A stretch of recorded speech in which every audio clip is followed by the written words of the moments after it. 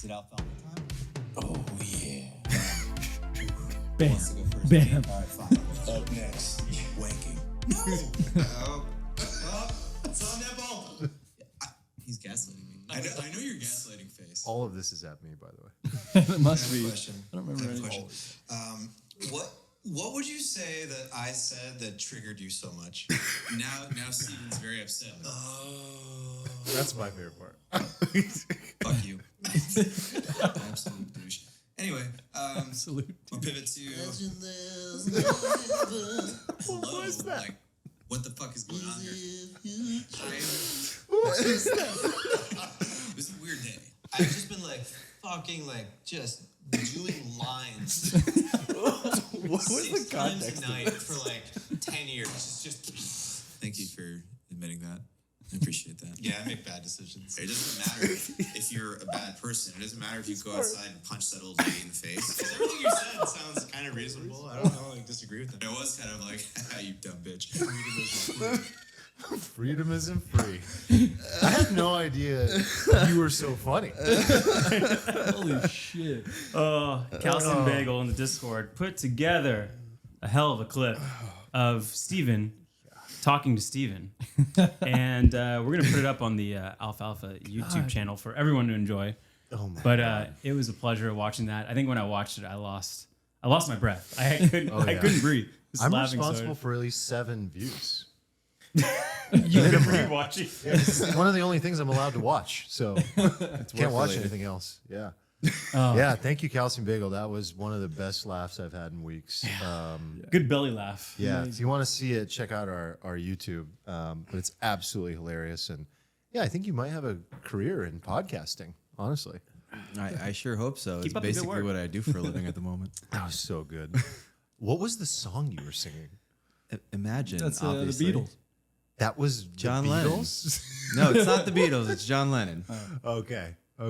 It was Imagine. I didn't know what you were saying. It just sounded like you were talking to, like singing to yourself. I don't know. I think I was pretty in key, to be honest. I played it in the office multiple times for everyone. They're like, "Who's this guy?" I'm like, "Doesn't matter. Just watch." I hope they enjoyed man. it. Yeah. So we have a new content style we're Testing. experimenting with. Experimenting. We're iterating. We're evolving. Revolving. How would that. you guys describe this next iteration for the audience here? So we decided that the essence of the podcast wasn't that we like talk about these 3 specific different things, but rather that we sort of have this like dichotomy where we kind of go hard and figure out how to make it, but then we also like to, have a couple drinks and just talk about the moon or whatever. And the idea was to make it sort of mimic the work week more. So we want to have like the kind of morning, let's get after it, coffee episode, and then the let's unwind at the bar, have a couple drinks, just talk about whatever thing. So we're going to switch to a 2-episode format where we stay like kind of money, business, finance, investing, whatever you want to call it, focused. And then we just talk about whatever the heck we want in the other one. Back to the Wednesdays. Back to the old Wednesdays. Free for all discussion of all the things. Yes. Yeah. Okay. I like it. But this is going to involve the Money Pod coming out on Mondays now for the podcast listeners, Yes. right? Yes. People listening We think on, so. Yeah. on Apple. The idea is that we'll still be recording on Wednesdays, right? We'll record the this happy hour style episode. It'll be released on Friday, and then we're gonna actually invite people to join us. We think we'll do this on YouTube live on Friday mornings. So we'll be drinking coffee, getting after it. We'll record this live. You can come join us live, catch it early, and then what happened over there? Oh, that was the 1400 chirp. Let's go. Oh, is that what that was? That was the sound of David Hoffman. You can join us live on Friday, and then that episode, if you didn't catch it live, will come out on the podcast on Monday. So Mondays and Fridays on the pod. That's a tentative plan. Yep. I It'll did keep evolving. I feel good about this direction. I did set up a computer to stream, so hopefully the New computer? fifth time is it's an old computer, but one that I used to use to play like when I had a really bad video game addiction. Bearish. So it's I got the hardwired internet. I'm ready. It's got 64 gigs of RAM. It's got a 6-core processor. It's 64 gigs. yeah, it is. That's it's beastly. jacked to the Sounds like a Yes. staking machine, a rocket pool machine. Yeah. I was actually thinking desktop? about. Yeah, it's a desktop. Okay, that's what you need. Oh yeah, There we go. So you've had this. You're ready to go. yeah, I think so. All right. I'm a little. Yeah, cautiously optimistic. Okay, so I feel good about this. We're excited for the next evolution of the pod, and so we're here. We're in the money episode. Let's get into it. We are in the money. We doing an alfalfa round. Yeah. Well, let's just share. We'll just whatever got people a- got. I got a few things. do the- I pulled something from the monthly 42 macro video I thought was interesting. I just tossed it out there. It's not like necessarily like a trade, but I thought it was interesting. So here's some data on real estate. Building permits, minus 22 year over year % decline. Housing starts, minus 16% decline year over year. Pending home sales, minus 37%. Existing home sales, minus 35%. Minus new home sales, minus 15%. The home builder ETFs over the last 3 months, plus 15 to 20%. So seems odd, out of whack. Why? I don't know. Maybe it's that the decline is decelerating. Does that sound right? Like it's a slower pace, slower velocity of decline. I don't know, but it seems way out of whack to me. Like, Yeah. why are people longing Maybe home builders when this is clearly like You'd probably have to look at the home builder chart. Like, did they front run that move? Like, and totally anticipated this decline, and then it didn't come in as bad as expected. Maybe? right, or the whole market's in like a Goldilocks phase, which I'm sure we'll talk about at some point today, and they're That'll just be taking the ride along with it, but they shouldn't be. That'll be a good theme for Yeah. today. So, yeah, Goldilocks is a good theme.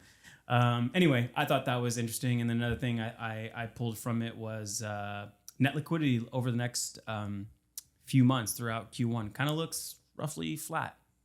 So also maybe a cue for like a little Goldilocks theme we'll talk about later. So anyway, that was the two things I thought were pretty interesting from this weekend that I saw from 42 macro stuff. I definitely want to dig into the liquidity more. Cool. Yeah.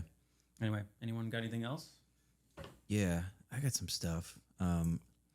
It's kind of like a discussion point, though. I feel like, yeah, I mean, what I was thinking about today, and this randomly came up in the Discord, and it reminded me of Armand as well. We were talking about how expensive it is to like process all the data required for doing these machine learning algos.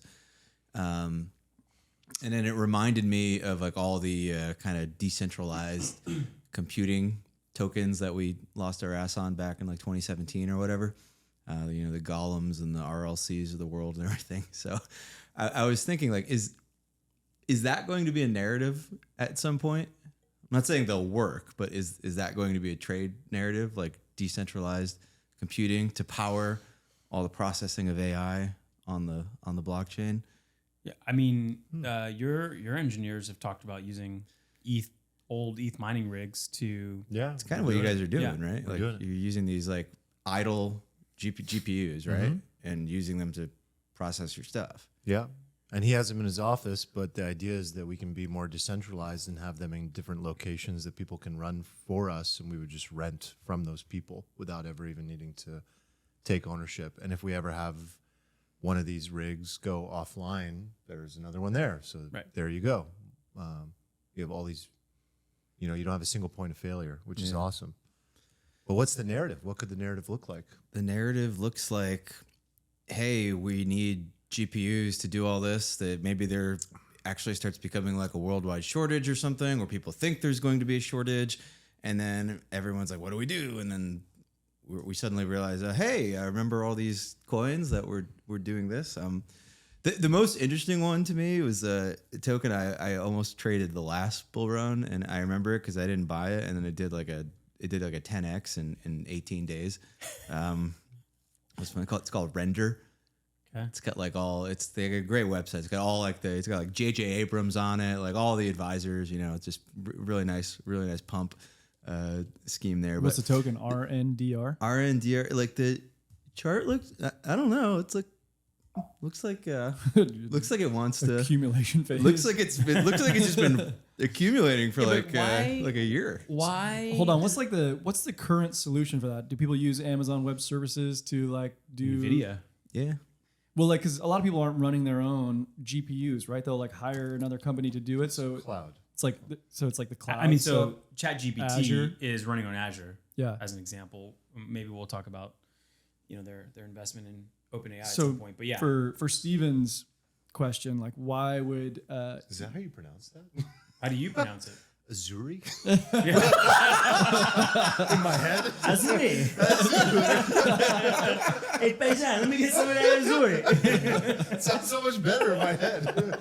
so like what would like lead someone to go away from that model? It's like because that's too expensive. Okay, or- yeah. The idea of that it's too expensive and somehow we could do cheap here. To be fair, to be upfront here, I'm not saying that this will work. No, I'm I'm trying just saying it to might be a play through trade. the narrative as well. Like, what would the narrative be? It's like that's too expensive or that's too centralized. There has to be some I narrative. think it's right? a cost narrative with this stuff. Yeah, but where does the decentralized come in as a need? Because to me, it makes it more expensive. It's one of those things where you like slap a blockchain on it when it's not When required. it's not necessarily required. Yeah. Yeah, I agree. It probably doesn't need a token, but I don't know. Maybe it does. Maybe you could bootstrap GPUs onto your network with the token. You give them some rewards. It's kind of like what Helium does with their thing, which maybe- also probably won't work. But Yeah, I mean, maybe, or you're like, there literally is like a supply chain issue. They just can't be made anymore for any reason. And you're like, calling all home gamers, That's gonna need your Okay. compute and we'll pay for it because we just can't actually physically make these things. Maybe. required But too that much sounds like- cobalt. Yeah, cobalt or something. I don't know. So that's the only thing I can think of. But it's an All right. interesting narrative. Yeah. I'm sure someone's gonna so we play feel that scam lukewarm on it. Ponzi Yeah. next bull run. Well, I mean, to answer your question specifically, I think who the fuck knows what the next narrative is going to be? No one can predict what I know, the next but one like is. I just want to find them. Yeah, it's more about just jumping on them once they start going, I think. Yeah, at high scale, cost is definitely a factor for a lot of these companies. So I could see it really like pushing forward. Like even for us, like to run the same thing on GPUs is about 1/10 of the cost versus to run it on Google or IBM or AWS. But you're using their out of the box service. You're talking about running your code on a GPU versus their out of the box. But no, you can Solution- run AI yeah, solutions. they have GPUs that you can run in the cloud. Still cheaper. Still 1/10 of the cost. Holy shit. yeah. They're Like pretty you're profitable. running your model, your Yeah. infrastructure. Wow. So and speed and scalability, you can only scale so much. You can only have, again, using like Steno's example, like how many concurrent transcriptions could I run at the same time with one cloud platform? There's a limitation. If I had a decentralized fleet of GPUs, there's no limitation. So how would you apply that to this narrative? Could be interesting. I'm gonna put it in my little stupid ideas board that I have, and Yeah. I'll move it up near it'll just sit there, and I'm just gonna keep thinking about it. Yeah. All right, thanks guys. Appreciate that. Nice. Itch All right. scratched. We got any other money alfalfa? Well, speaking of narratives that we maybe jumped on, was giving a shout out to Jam Croissant because I closed out all my shorts prior to this pump. I went long. I was hesitant to go long in this environment, and I'm hesitant to like follow a freaking pastry for my On the internet? allocations. But I bought some. They're up. We're happy. Everything's mooning. Tell me what you bought, because you bought some goodies. Oh yeah. Well, we talked about it in the lounge a little bit, or maybe it was in the Money Channel. I was going back and forth with Rizzy, saying like, okay, so if you believe this guy, you believe that like the flow of like options flows is going to change the dynamic to be more bullish. How would you express that view? And he was throwing out ideas like going long volatility, and I was like, well, what's going to moon the hardest? I think just like high beta stocks, and then how do you get sort of more action on that is like the 3x leverage version, and then buy options on that. So So that's what you did. that's what I did. I'm like levered to the gills on this thing, and they're just ripping. Do you have a target? What expiration did you buy, by the way? I want to know how I bought degenerate the you went. jam croissant expiration, which is like the Jan 13. no jam croissants is Feb. Feb 15. Feb- Oh, sorry. I was like, wow, you are crazy. No, I think Feb 14 or 15 is the Friday OPEX, and that's So if this thing's working out so well, can you remind us of like what the expectation for the? well, like I just don't know how much faith I put into his exact dates. So far, he's been right, but like, is this going to continue to just? Does he say pump continue linear? till mid-February? Is that what he's saying? Yeah, so I mean, we've been talking about this for a while, right? I still don't understand the Yeah, we tweet brought stuff. it's an option. It's a pure options flow play that revolves around these like big OPEX dates, I guess, and like kind of end of year flows, that sort of thing, how that all integrates. And yeah, he said Jan 10 we go up, and Feb 15 we might go down. And he drew an analogy to the COVID. And how that was like basically triggered on the day to one of these big OPEX dates. And yeah, options, I guess, have really been moving the market for the last year. So important to pay attention to. I mean, pretty good. It's Jan 11 and we're pumping hard right now. I mean, we pumped yesterday. We started pumping in crypto. Like we kind of front ran this move. January a little 1st. bit. Yeah. Crypto seems to, it's good at front running stuff. So Yeah. So congrats to everybody who made those plays. Who followed a pastry? To be fair, like, I don't even know what his inputs are into his like thesis. You know, like I'm just sort of following him. Oh, I just blindly do everything he says at this Yeah, point. he's a fucking genius. You're like basically Jesus You're to like me. Druckenmiller. You're just sizing him up. You're like, Yeah. I don't know this trader, what the fuck guy's he's on doing. fire. I'm sizing him up. I like it.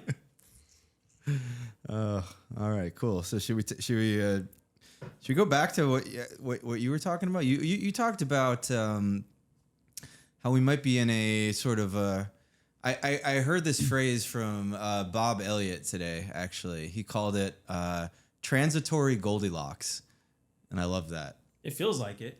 I think that's what we are possibly about to go into with pretty Hold on. high. Explain probability. that. Explain that a little bit more, because I don't know what Like, you're talking about. You're talking about an economy that's low growth but still positive, and kind of higher inflation but declining. And Where do so we- everything just kind of like feels in the middle. It's just fine. It's like, I mean, Goldilocks comes from have you seen like the quadrants model? Like Yeah, the yeah. quadrants asset model. Uh-huh. You got Goldilocks, inflation, reflation, and deflation. Right. And they're just like growth and inflation up or down, and the combinations of those two. So like deflation, for example, is like growth down, inflation down, right?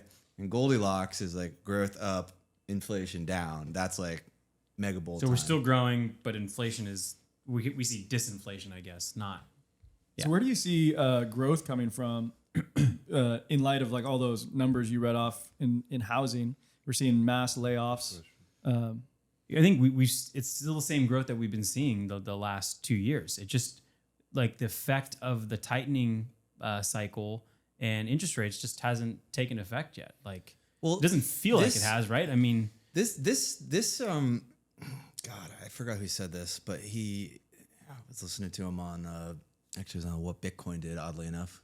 Don't hear too much Wow, good stuff dude, there. you're on that still. Yeah. I mean, he's a good guess once in a while. Let me guess, it's at 17,000. What Bitcoin? Nothing. Yeah, he said inflation is driven this cycle by wage growth. He said nothing about like money supply. He's like, this inflation is like wage growth. And I was like, yeah, I think that's what this is. And wages are still high right now and trending higher. Like the labor market is strong. Like we hear about the tech layoffs and they're like at the top of our mind all the time because we're all focused on Google and Apple and Amazon. But I think if you nuked the entire tech industry, it would only tick employment up by like 0.25% or something. It's like kind of insignificant. Like Right. the biggest chunk of the economy, I think, is the services sector. I think it's like 85% of the economy or Of something GDP. crazy. pretty wild. That's wild, right? And service sector wages they're just like up only, Is right? it over 6%, right? Is Yeah. the growth. Or no, that's entire like employee compensation is up over 6%, which Yeah. is mostly made up of services. So what? This is, it's funny because this is something I was talking about last summer. If you guys recall, why I got like uber long, I thought this was going to happen, and I was like a little early to it. But I was like, we're going to get to a period where because wages are kind of sticky, right? But prices aren't in a lot of these items in inflation, right? You'll get a phenomenon where the prices start dipping back down, inflation goes down, but everybody's still sitting there with their like newly high paying jobs in a tight labor market. And when what happens is everybody's like real spending power is like actually going up. So real earnings. Yeah, like real earnings are actually going up right now for like a gigantic swath of the economy. And this is why like I don't think recession is happening anytime To the soon. end of the year, maybe. Maybe, yeah, maybe end of the year, maybe next year. So if you get this kind of phenomenon going on, like you could see reflation into Goldilocks for like a temporary period where you have like inflation going down while earning power like continues to rise. You could have consumers feeling good, spending money, and like risk assets could start going up. And All while people feel like things are, maybe they're back. Like they're like in their household, they're back. If you ask how their household's doing, maybe they're like, yeah, we're kind of fine. But when you ask them like, well, how's the economy? They might say, oh, I think it's tanking. But in reality, they still got maybe 2 to 3 quarters of gas in the tank to kind of survive. I'll tell you the thing that kind of switched it over for me was obviously the China reopening was kind of interesting, kind of knew it was coming.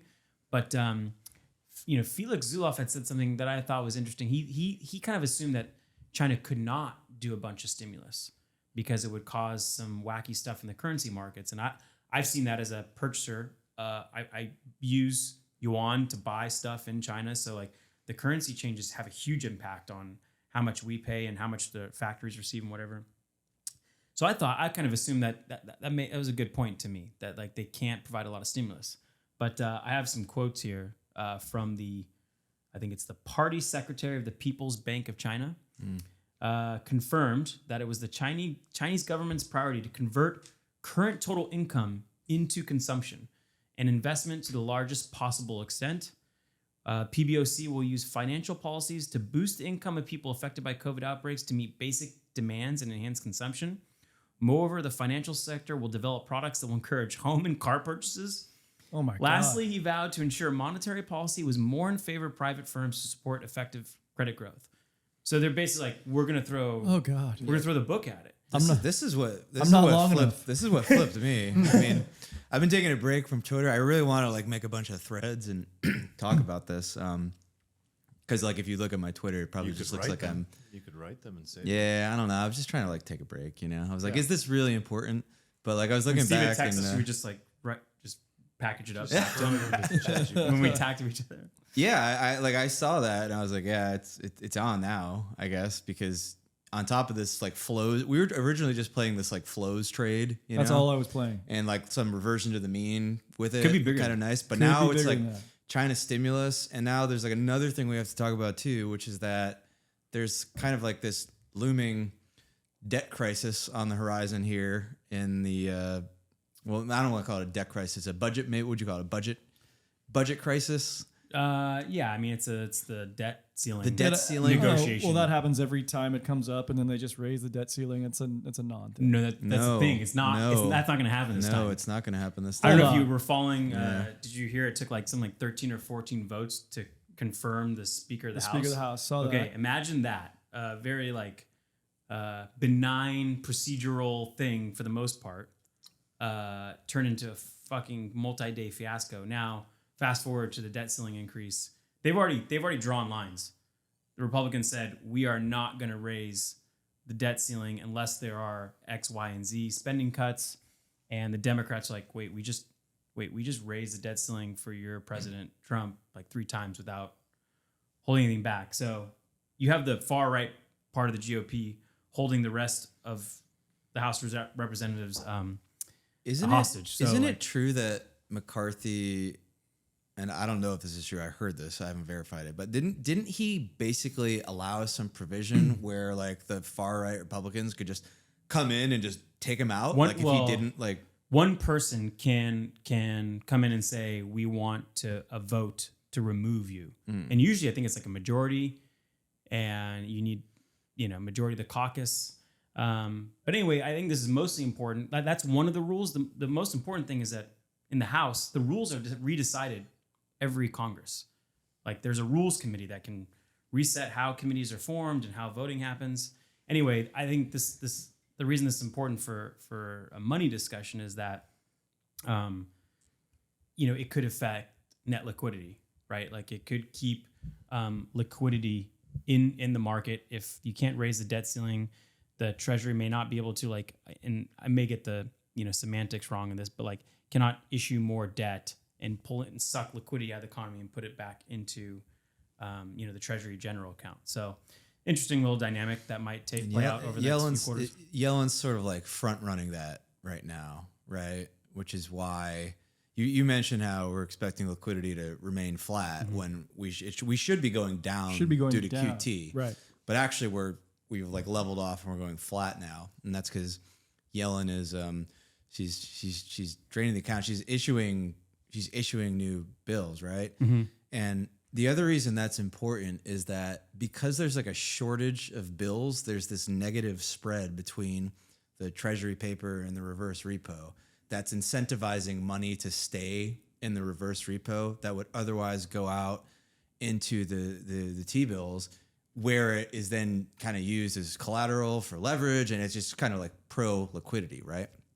So as she alleviates that shortage, that spread goes from negative to zero to positive. Now more money wants to come out of the reverse repo facility and into the economy, where it can sort of effectively pump assets. Right. We've got this kind of 1, 2, 3, 4 pronged kind of bull factor going on here for the next couple months. There was another thing about going back to the China reopening that kind of made me feel this way. So the idea that a China reopening is not good for the US dollar. So just as a reminder, when the US dollar goes down, asset prices typically go up. When the US dollar goes up, asset prices typically go down. So if we're thinking this China reopening is bad for the US dollar, then that could leave more room for this Goldilocks scenario that may last a few quarters. Damn. I had to ask ChatGPT why that was the case. Why would a China reopening be better for the euro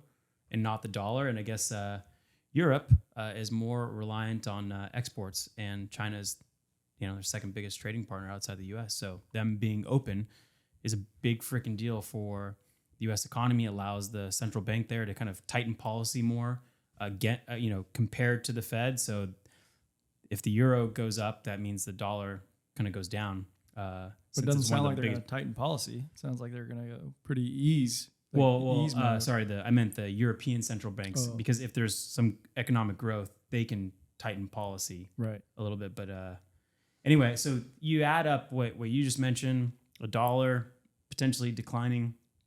Here are things that I still hold to be true. I think we will hit a recession. I don't think it'll happen until the end of the year. The recession isn't priced in right as of right now. And if there is a recession, that will mean a lower ETH price than we are now. Yeah, typically prices go lower several months after the recession begins. It's not like the prices don't bottom before recession. Right, exactly. So people think, if a recession coming, then Fed's going to pivot and everything will go up. But no, stock market goes down a lot during recessions. I think we were chatting that the 2001 recession, it was a very tiny decrease in GDP, but the S&P 500 went down 40-something%. So anyway, that's what I hold to be true. And that's why I was texting you guys this weekend. I was like, so I have 15% of the ETH that I want now, because this thing could move up, but as price is moving up, we're at over 1,400 now.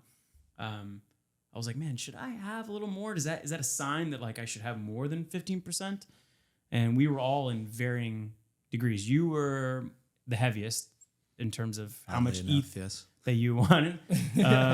You were in the lower, then you were next, then me, then you were like, well, I have 10%. I don't even want that. Right. No, that's even feels like too much. But now that we're talking about it, it's I am not long enough.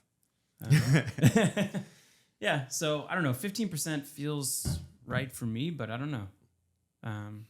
Yeah, it's this conversation might change it. With all these variables, it's sort of changing my perception of how long this pump can last. Because like you said, I was playing it until February 15th.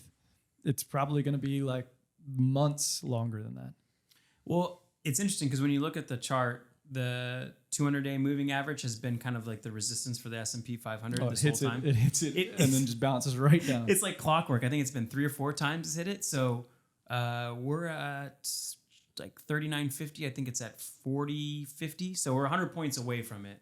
And the CPI releases tomorrow. So I don't know, next week might resolve this thing home. Could just blow it out. Could go right past it. I don't think CPI matters quite as much as it used to, though, because I think To the market or to our discussion? Because I think we're seeing past to the it, market but- and to especially to it, But like, it matters to Jerome, but the proximate cause now of inflation, I think, is like wages in the labor market. So I think he's first and foremost like looking at the labor market. Like as long as this thing is like juiced, like we got to keep, and that, like he did shift a lot of his rhetoric in recent meetings to talking more and more and more about that makes sense. job Like if you're a numbers. business owner and you're having to pay increasing wages, you're not going to stop increasing your prices if you Right. can, because your inputs are getting more expensive. So it makes sense that inflation would continue as long as your like input if cost is imagine growing. you're making 8% more every year, why would you if you and everybody else is making 8% more every year, why would you ever expect inflation to go to 2? Everybody's just going to be flush with more and more cash, and it's really like, hard real to cut terms. somebody's salary too, like to bring that down. Yeah, which Just is don't. Yeah. why Yeah, this fire them. probably only ultimately ends in some sort of recession where there's like this like kind of forced layoffs happening. And I don't know, I think ultimately, like, where does this end in the near term? Like there's kind of the big catalyst is the next like dot plot meeting, which is in March. That's when all the Fed folk like kind of plot where they think interest rates are going to be like far out.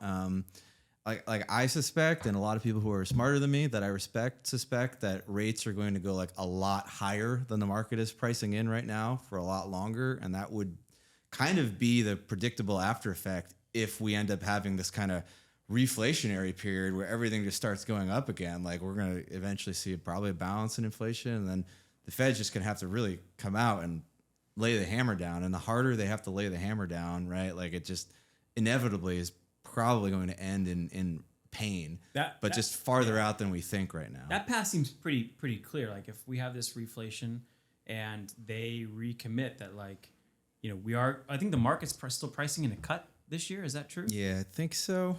And they've said, I mean, it's hard to, like, I don't know what more the Fed presidents could say. Like we're gonna raise it more and not raise this year. So as long as they keep their credibility intact, which I think they will after the whole transitory issue. So how about your positioning in the near term? Like you were pretty forward looking with the ADA short, Yeah. and you were like out in the open about that. And So- now where are you at with that? I don't know. Like I still have it. It obviously went sideways and just like burnt most of the profits, or maybe half the profits. So I might switch it to like a spread trade because I still like it, but I don't want to abandon it. I mean, I think over the year it'll still pay, but maybe pairing it with like long Bitcoin, like Steven did in the past, is maybe a smarter play, and just assume that if everything goes up, ADA is going to go up less than the market, and play it that way. I don't know if that's true because like ADA's probably gone up a lot more than Bitcoin in this pump. Negative goes. Wasn't ADA up like 25%? Yeah, ADA definitely ripped a lot harder than Bitcoin. Hold on, let me. Sorry, I was looking at today. Bitcoin hasn't moved like a ton, which is one of the reasons until you see like a huge, I want to see like a giant mega candle for Bitcoin before we're like, okay, maybe the bull market's back. Because right now it's just money trading hands. Like one thing I look at a lot, I don't know if you guys look at this, but it's like the total market cap of stable coins. Because I want to see new like cash moving into the system. Otherwise, we're just shifting the same money around in some sort of shell game. Like we want to go back to easy mode, right? That's like trader mode. That's zero sum mode. Like you don't really want to be in this market aggressively until you're back to easy mode where there's other money coming in. It's just like up only for everybody. I mean, I think the positioning is just holding still majority cash for the crypto.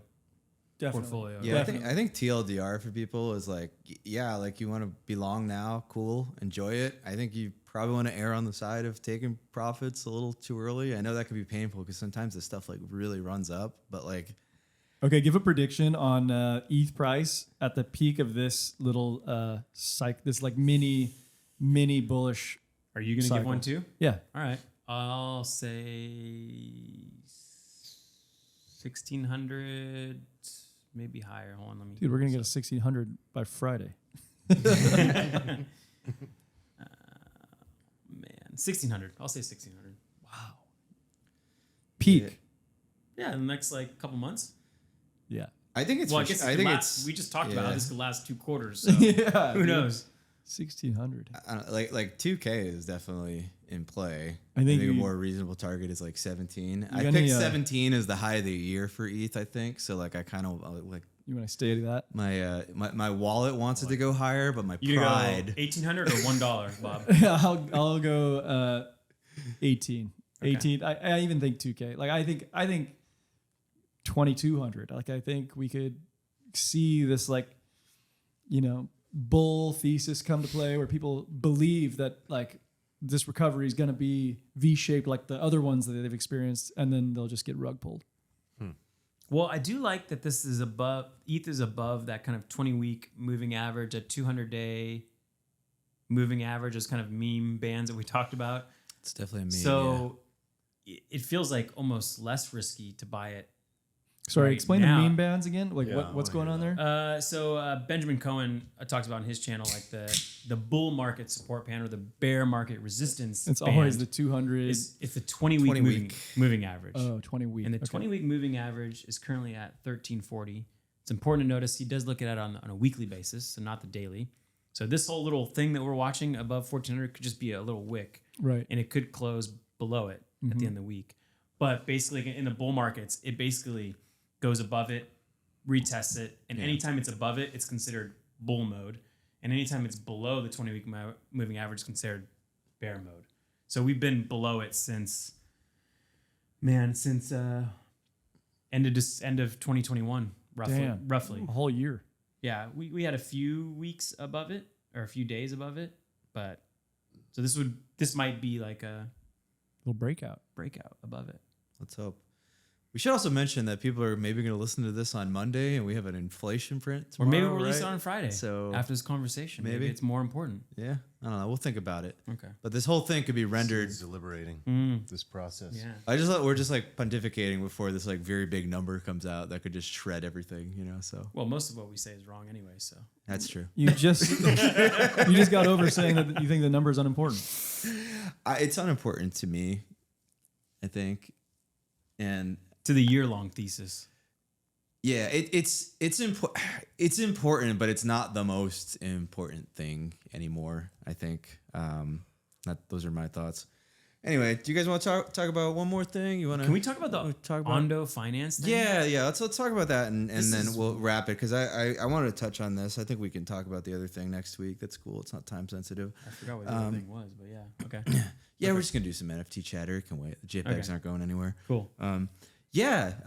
Bonds coming on chain. They're there. Ondo Finance. I don't know if you guys looked into this. Quick rundown. A little bit, yeah. It's 100K min. So sorry to the minnows out there. I don't even know if you're a minnow. If you've got like 90K, it's still a lot of money.